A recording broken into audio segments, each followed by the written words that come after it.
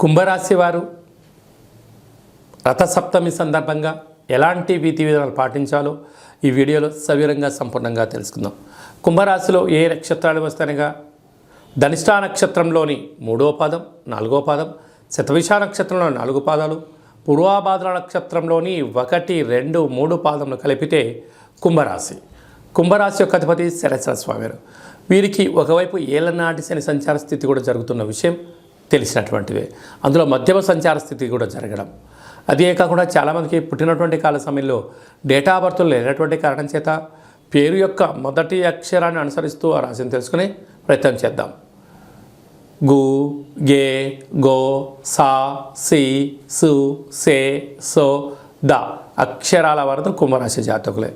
మధ్యమ ఏళ్ళనాటి శని రాశిలోనే రవిచేత శని భగవానుడు ప్రస్తుత కాలమాన ప్రకారంగా సంచారంలో ఉండడం వలన ఈ రథసప్తమి సందర్భంగా తప్పకుండా సూర్యభగవానికి పంచామృతములతో అర్ఘ్యం వదిలిపెట్టడం, వీలైతే పసుపు నీళ్ళతో అర్ఘ్యం వదిలేయడము, 12 సూర్యాసనాలు వేయడము, సూర్య నమస్కారాలు వేయడము, ప్రతిరోజు క్రమం తప్పకుండా వ్యాయామం చేయడము, తప్పకుండా నడక అవసరము, సూర్యకిరణాలు పడే ప్రాంతంలో మౌనంగా ధ్యానం చేయడం వలన కంటి సమస్యలు, పంటి సమస్యలు, దేహదారుఢ్యత పెరుగుతుంది, శత్రువుల నుంచి తట్టుకునేటువంటి మనోధైర్యం కలుగుతుంది, ఆరోగ్యంగా ఉండడానికి ప్రయత్నం అవుతుంది అని చెప్పి గమనించాలి.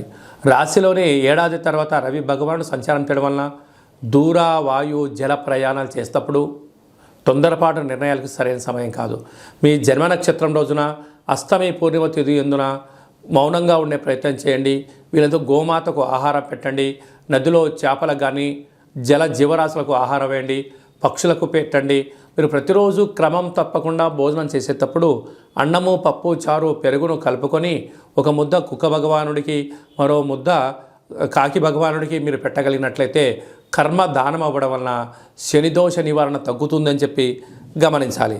అలాగనే వీరికి వ్యయంలో కుజ, బుధ, శుక్ర సంచార స్థితి కన్నా కుజదోష ప్రభావం కారణం వలన పంచభూతాలతో, మానవులతో అపహాస్యంగా ఉండొద్దు.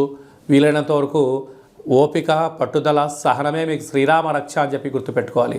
నీటి వ్యాపారాలు, హోటల్ వ్యాపారాలు, సాఫ్ట్వేర్, హార్డ్వేర్ ఉద్యోగస్తులు ఎన్నో జాగ్రత్తలు అవసరమని చెప్పి జ్యోతిర్విజ్ఞానం సూచిస్తుంది.